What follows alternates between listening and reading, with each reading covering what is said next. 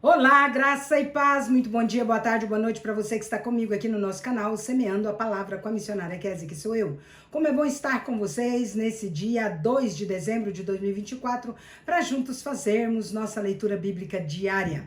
Peço que deixe o seu like, compartilhe esse vídeo com o máximo de pessoas possíveis, deixe também um comentário, se você for novo ou nova por aqui, se inscreva no nosso canal, ative o sino de notificações para receber também nosso devocional diário Meditar e Orar. Nossa leitura de hoje será Romanos capítulo 9, 10 e 11. Então vamos para a leitura sem mais delongas. Romanos capítulo 9. A soberania de Deus. Digo a verdade em Cristo, não minto.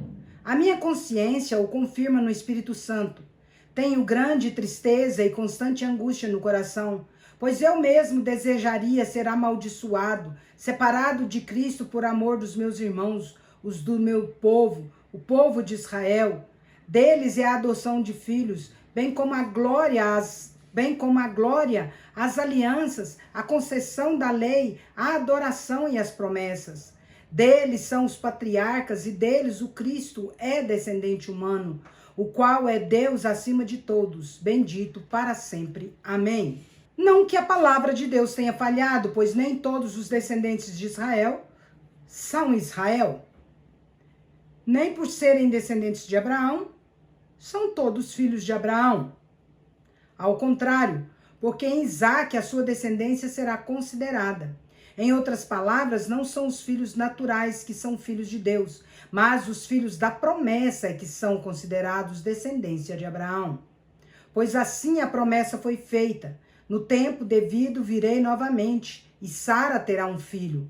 Não somente isso, mas também os filhos de Rebeca tiveram o mesmo pai, o nosso pai Isaque.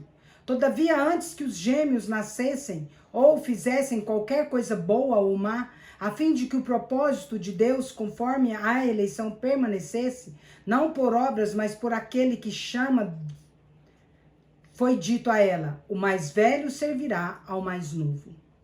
Como está escrito: amei Jacó, mas rejeitei Esaú.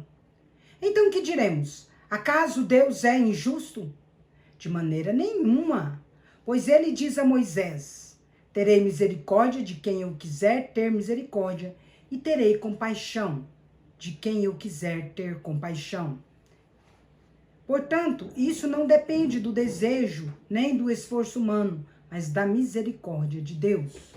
Porque a Escritura diz ao faraó: eu o levantei exatamente com este propósito, para mostrar em você o meu poder e para que o meu nome seja proclamado em toda a terra. Portanto, Deus tem misericórdia de quem ele quer e endurece a quem quer.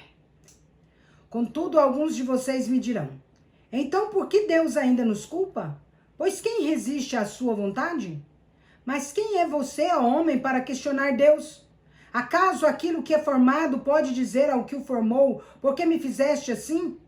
Não tem o oleiro autoridade sobre a argila para fazer do mesmo barro um vaso para propósitos especiais e outro para uso comum? E se Deus, querendo mostrar a sua ira e tornar conhecido o seu poder, suportou com grande paciência os vasos da sua ira preparados para destruição? Que dizer se ele fez isso para tornar conhecidas as riquezas da sua glória sobre os vasos da misericórdia, os quais previamente preparou para a glória, ou seja, a nós, a quem também chamou, não apenas dentre os judeus, mas também dentre os gentios? Como ele diz em Oséias: chamarei meu povo a quem não é meu povo, e chamarei minha amada a quem não é a minha amada. E acontecerá que, no mesmo lugar em que lhes declarou: vocês não são meu povo, eles serão chamados filhos do Deus vivo. Isaías exclama com relação a Israel: embora o número dos filhos de Israel seja como a areia do mar, apenas o remanescente será salvo, pois o Senhor executará na terra a sua sentença rápida e definitivamente. Como disse anteriormente Isaías: se o Senhor dos exércitos não nos tivesse deixado descendentes, já estaríamos como Sodoma e semelhantes a Gomorra. A incredulidade de Israel. Que diremos então? Os gentios que não buscavam justiça, a justiça que vem da fé, a obtiveram. Israel, porém, que buscava a lei, que trouxesse justiça, não a alcançou. Por que não? Porque não a buscava pela fé, mas como se fosse por obras. Eles tropeçaram na pedra de tropeço. Como está escrito: eis que ponho em Sião uma pedra de tropeço e uma rocha que faz cair. Aquele que nele confia jamais será envergonhado. Romanos capítulo 10. Irmãos, o desejo do meu coração e a minha oração a Deus pelos israelitas é que eles sejam salvos, pois posso testemunhar que eles têm zelo por Deus, mas é um zelo sem entendimento. Uma vez que ignoram a justiça de Deus e procuram estabelecer a sua própria, não se submeteram à justiça de Deus, porque o fim da lei é Cristo, para a justiça de todo aquele que crê. Moisés descreve a justiça que se baseia na lei desta forma: o homem que praticar essas coisas viverá por meio delas. Mas a justiça que vem da fé diz: não diga no seu coração: quem subirá ao céu? Isto é, para fazer Cristo descer. Ou, quem descerá ao abismo? Isto é, para fazer Cristo subir dentre os mortos. Mas o que ela diz? A palavra está próxima de você, está na sua boca e no seu coração. Isto é, a palavra da fé que proclamamos.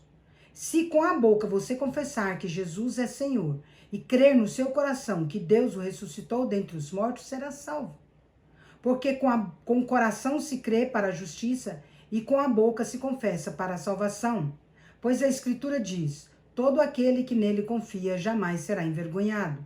Portanto, não há diferença entre judeus e gregos, porque o mesmo Senhor de todos abençoa generosamente todos os que o invocam, pois todo aquele que invocar o nome do Senhor será salvo. Como então invocarão aquele em quem não creram? E como crerão naquele de quem não ouviram? E como ouvirão, se não houver quem pregue? E como pregarão se não forem enviados? Como está escrito: como são belos os pés daqueles que anunciam boas novas. No entanto, nem todos se submeteram ao evangelho, pois Isaías diz: Senhor, quem creu na nossa mensagem? Consequentemente, a fé vem pelo ouvir, e ouvir a palavra de Cristo. Mas eu pergunto: eles não a ouviram? Claro que sim. A sua voz ressoou por toda a terra, as suas palavras até os confins do mundo. Mais uma vez pergunto: será que Israel não entendeu? Em primeiro lugar, Moisés disse: farei que tenham ciúmes de quem não é meu povo. Eu provocarei a ira deles por meio de uma nação insensata. Depois Isaías diz ousadamente: fui achado por aqueles que não me procuravam. Revelei-me aos que não perguntavam por mim. A respeito de Israel, porém, ele diz: o dia todo estendi a mão a um povo desobediente e rebelde. Romanos capítulo 11. O remanescente de Israel. Pergunto, pois, acaso Deus rejeitou o seu povo? De maneira nenhuma. Eu mesmo sou israelita, descendente de Abraão, da tribo de Benjamim. Deus não rejeitou o seu povo, o qual previamente conheceu. Ou vocês não sabem o que diz a Escritura a respeito de como Elias clamou a Deus contra Israel? Senhor, mataram os teus profetas e derrubaram os teus altares. Sou o único que sobrou e agora também estão procurando tirar a minha vida? Mas qual foi a resposta divina? Reservei para mim 7.000 homens que não dobraram os joelhos diante de Baal. Assim também há hoje um remanescente escolhido pela graça. E se é pela graça, já não é pelas obras. Se fosse, a graça já não seria graça. Que dizer então? Israel não conseguiu aquilo que tanto buscava, mas os eleitos o obtiveram. Os demais foram endurecidos, como está escrito. Deus lhes deu um espírito de atordoamento, olhos para não ver e ouvidos para não ouvir, até o dia de hoje. E Davi diz que a mesa deles se transforme em laço e armadilha, em pedra de tropeço e retribuição para eles. Que se lhes escureçam os olhos para que não vejam, e as suas costas fiquem encurvadas para sempre. Os ramos enxertados. Novamente pergunto: acaso tropeçaram para que ficassem caídos? De maneira nenhuma. Contudo, por causa da transgressão deles, veio salvação para os gentios, para provocar ciúme em Israel. Mas se a transgressão deles trouxe riqueza para o mundo, e o seu fracasso riqueza para os gentios, quanto mais será a sua plenitude? Estou falando a vocês, gentios, visto que sou apóstolo para os gentios. Honro o meu ministério, na esperança de que de alguma forma possa provocar ciúme no meu próprio povo e salvar alguns deles. Pois se a rejeição deles é a reconciliação do mundo, o que será a sua aceitação senão vida dentre os mortos? Se é santa a parte da massa que é oferecida como primeiros frutos, toda a massa também o é. Se a raiz é santa, os ramos também o serão. Entretanto, se alguns ramos foram cortados e você, sendo oliveira brava, foi enxertado entre os outros e agora se tornou participante da raiz e da seiva da oliveira, não se considere superior a esses ramos. Se o fizer, saiba que não é você quem sustenta a raiz, mas é a raiz que sustenta você. Então você dirá, os ramos foram cortados para que eu fosse enxertado. Está certo. Eles, porém, foram cortados por causa da incredulidade e você permanece pela fé. Não se orgulhe, mas tema. Pois se Deus não poupou os ramos naturais, também não poupará você. Portanto, considere a bondade e a severidade de Deus. Severidade para com aqueles que caíram, mas bondade para com você, desde que permaneça na bondade dele. Caso contrário, você também será cortado. Quanto a eles, se não continuarem na incredulidade, serão enxertados, pois Deus é capaz de enxertá-los de novo. Afinal, se você foi cortado de uma oliveira brava por natureza e de maneira antinatural foi enxertado em uma oliveira cultivada, quanto mais serão enxertados os ramos naturais na sua própria oliveira. Todo Israel será salvo. Irmãos, não quero que sejam ignorantes deste mistério para que não se tornem presunçosos. Israel experimentou um endurecimento em parte até que chegasse à plenitude dos gentios. Assim todo Israel será salvo, como está escrito: virá de Sião o Redentor, que desviará de Jacó a impiedade. E esta é a minha aliança com eles, quando eu remover os pecados deles. Quanto ao evangelho, eles são inimigos por causa de vocês. Quanto à eleição, porém, são amados por causa dos patriarcas. Pois os dons e os chamados de Deus são irrevogáveis. Como vocês que antes eram desobedientes a Deus, agora receberam misericórdia pela desobediência deles. Assim, estes agora se tornaram desobedientes para que pela misericórdia concedida a vocês, eles também recebessem misericórdia. Pois Deus sujeitou todos à desobediência para exercer misericórdia para com todos. Doxologia. Ó profundidade da riqueza, da sabedoria e do conhecimento de Deus. Quão insondáveis são os seus juízos e inescrutáveis os seus caminhos. Quem conheceu a mente do Senhor? Ou quem tem o seu conselheiro? Ou quem tem sido o seu conselheiro? Quem primeiro lhe deu para que ele o recompense? Pois dele, por ele e para ele são todas as coisas. A ele seja a glória pelos séculos dos séculos. Amém.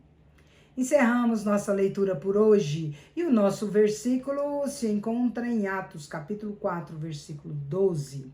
E não há salvação em nenhum outro, porque abaixo do céu não existe nenhum outro nome dado entre os homens pelo qual importa que sejamos salvos. Atos capítulo 4, versículo 12. Agora vamos comigo ali parabenizar os aniversariantes de hoje. Bora lá. Parabéns e feliz aniversário para vocês que estão completando mais um ano de vida nesse dia 2 de dezembro de 2024. Parabéns aos casais completando mais um ano de casados. Parabéns aos bebezinhos completando mais um mês de vida. Meus parabéns especial vai para Arildo Carlos lá em Araruana. Para Vitória Lima lá em Tuiutaba. Para Silvana Maria também em Tuiutaba. Para o Fernando Galvão também em Tuiutaba, Minas Gerais. E para Amanda Sampaio em Brasília, Distrito Federal. Que Deus abençoe grandemente a vida de vocês. Quero orar por vocês. Vamos orar. Pai de amor, em nome de Jesus, agradeço ao Senhor por conceder ao Arildo, à Vitória, à Silvana, ao Fernando e à Amanda, Pai, mais um ano de vida. Rogo a Deus ricas bênçãos sobre eles. Peço que o Senhor os atraia sempre para próximo do Senhor, Pai, cada vez mais e mais, que eles possam sentir o desejo de buscar e servi-lo com alegria. Rogo a Deus dádivas de amor, de paz, de alegria, de prosperidade, de sabedoria, de discernimento, de paz, de alegria, de felicidades, de muitos anos de vida, em nome de Jesus, Pai. E rogo também que a boa, agradável e perfeita vontade do Senhor se cumpra na vida de cada um dos aniversariantes, dos casais e dos bebezinhos, hoje para todo sempre, em nome de Jesus. Amém. É isso aí, meus queridos e queridas. Deus é justo e bom. Vamos